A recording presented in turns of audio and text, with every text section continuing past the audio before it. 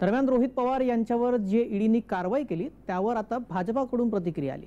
तुम्ही शेण खाल्लं तर ईडीने गप्प बसावं का? रोहित पवार यांना भाजपाने हा थेट सवाल केलाय।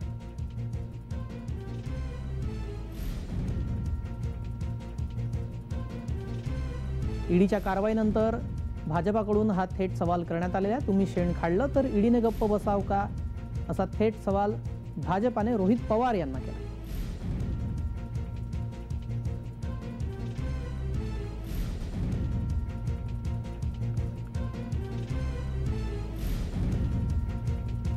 रोहित पवार यांना ईडीकडून समन्स बजावण्यात आलेला आहे। ईडीची नोटीस आलेली आहे। त्यामुळे महाविकास आघाडीकडून सरकारवर आरोप केले जात आहेत की दबाव तंत्राचा वापर सरकार करत आहे। त्यावर आता भाजपाकडून थेट सवाल करण्यात आलेला आहे। तुम्ही शेण खाल्लं तर ईडीने गप्प बसाव का, असा थेट सवाल भाजपाने रोहित पवारांना केला आहे।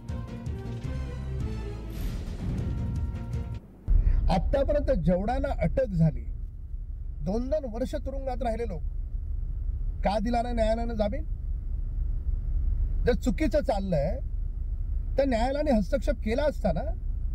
जर न्यायालय हस्तक्षेप करत नाही याचा अर्थ असा तुम्ही चुका कराल आणि राजकारणात आलाय म्हणून तुम्हाला माफ करायचं, म्हणजे वाटेल ते तुम्ही शेण खाल, लोकांना लुटण्याचं काम कराल, मग ईडीने काय गप्प राहायचं?